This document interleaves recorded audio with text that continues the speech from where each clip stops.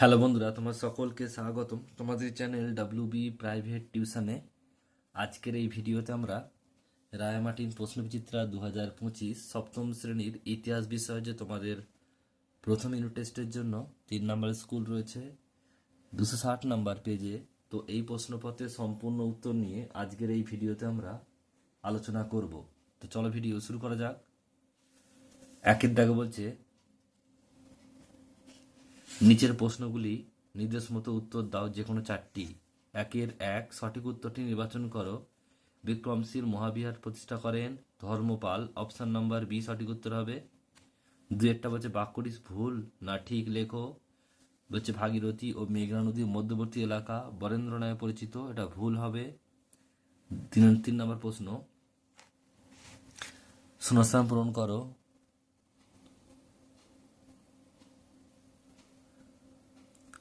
বলছে হজরত মোহাম্মদ 570 খ্রিস্টাব্দে জন্মগ্রহণ করেন। নেক্সট প্রশ্ন হচ্ছে একটি বাক্যে উত্তর দাও। চক্রবাণী দত্ত কে ছিলেন? পাল যুগের একজন চিকিৎসা বিজ্ঞানী। নেক্সট প্রশ্ন বলছে দেখো বিমানন শব্দটি খুঁজে বের করো। এটা হবে কিন্তু দন্তি দুর্গ। নেক্সট প্রশ্ন এরপর রয়েছে দেখো, পরের প্রশ্ন বলছে স্তম্ভ মেলাতে হবে। যে দেখো ক স্তম্ভের সাথে খ স্তম্ভ। রামচরিত এটা ডি হবে। সন্ধ্যাকার নন্দী বলছে ব্রাহ্ম সর্বস্ব এটা সি হবে। হলায়ুধ পবনদূত এটা এ হবে। ধৈ আর গীত গোবিন্দম এটা বি হবে। জয়দেব।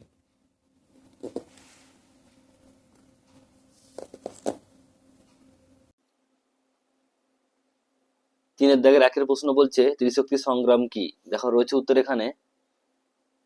এটা কিন্তু তোমাদের 2 নম্বরের প্রশ্ন, তাই অনেক বড় লিখলে হবে না, একটু ছোট লিখতে হবে। এটা ত্রিশক্তি সংগ্রাম কি, কারণ ফলাফল এগুলো লিখলে হবে না। তো প্রাচীন ভারতের ত্রিশক্তি সংগ্রামের 3টি শক্তি হলো কি কি? পাল, বাংলার পাল, পশ্চিম ভারতে গুর্জার প্রতিহার, আর দক্ষিণ ভারতের হচ্ছে কি রাষ্ট্রকূট। এটুকু লিখলেই হবে। নেক্সট প্রশ্ন দেখো 2 রয়েছে হিজরত কি? লিখবে। এটা বারবার আসছে, রিপিট প্রশ্ন। হজরত মোহাম্মদ তার অনুগামীদের নিয়ে 622 খ্রিস্টাব্দে মক্কা শহর ছেড়ে মদিনা শহরে চলে যান। মক্কা থেকে মদিনায় এই চলে যাওয়াকে আরবি ভাষায় হিজরত বলা হয়। নেক্সট প্রশ্ন বলছে দেখো, এটা হচ্ছে 3 প্রশ্ন। বলছে তরাইনের দ্বিতীয় যুদ্ধ কত খ্রিস্টাব্দে কাদের মধ্যে হয়েছিল? এটা হচ্ছে 1192 খ্রিস্টাব্দে মোহাম্মদ ঘুরি আর তৃতীয় পৃথ্বীরাজ চৌহানের মধ্যে হয়েছিল। আর এখানে পরাজয় হয়েছে, তৃতীয় পৃথ্বীরাজ চৌহানের পরাজয় হয়েছিল। নেক্সট প্রশ্ন বলছে দেখো পরেরটা, বলছে যে ব্রাহ্মদেয় ব্যবস্থা বলতে কি বোঝো? উত্তরটা তোমরা একটু দেখে নাও। দক্ষিণ ভারতের রাজাদের অনেকে স্থায়ী সামন্ত ও ব্রাহ্মণদের সঙ্গে ক্ষমতা ভাগ করে নিতেন। অনেক সময় রাজা ব্রাহ্মণদের জমি দান করতেন। ব্রাহ্মণরা হচ্ছে অনাবাদি জমি ও জঙ্গল পরিষ্কার করে নতুন জনবসতি তৈরি করত। রাজা ব্রাহ্মণদের যে জমি দান করতেন তার জন্য ব্রাহ্মণদের কর দিতে হতো না। রাজাদের জমি দানের এই ব্যবস্থা কি বলতো? যে ব্রাহ্মদীয় ব্যবস্থা। নেক্সট প্রশ্ন পরেরটা বলছে, এটা হচ্ছে 4 দাগের একেরটা। 4 দাগের একেরটা বলছে দুটো প্রশ্ন আছে, 3 মার্কস করে, 6 নম্বর মোট। হচ্ছে কৈবর্ত বিদ্রোহ বিবরণ দাও। একটু দেখে নাও তোমরা, প্রয়োজনে তোমরা স্ক্রিনশট নিয়ে নাও, আমি আর তোমাদের বলছি না, তোমরা একটু দেখে নাও। নেক্সট প্রশ্ন দেখো এর পরে রয়েছে 4 দাগের 2টা টিকা লেখো। দীপঙ্কর, শ্রীজ্ঞান, অতীশ। তোমরা দেখে নাও, পয়েন্ট করে লিখতে হবে কিন্তু। নেক্সট প্রশ্ন এরপর রয়েছে 5 দাগের একেরটা। বলছে মাৎসান্যায় বলতে কি বোঝো? আর পাল বংশের শাসকদের সংক্ষিপ্ত পরিচয় দাও। প্রথমে কিন্তু আছে মাৎসান্যায় বলতে কি বোঝো, এটা দেখো কাকে বলে রয়েছে।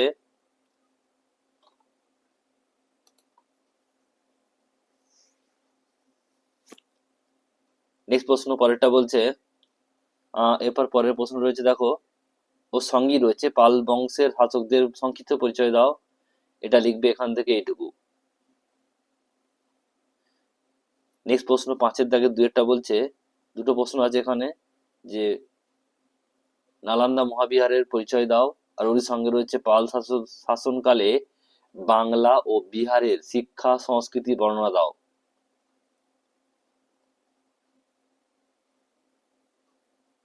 দেখো নালন্দা বিশ্ববিদ্যালয় যে মহাবিহার আছে তার যে কি পরিচয় দাও সেটা এইটুকু লিখবে।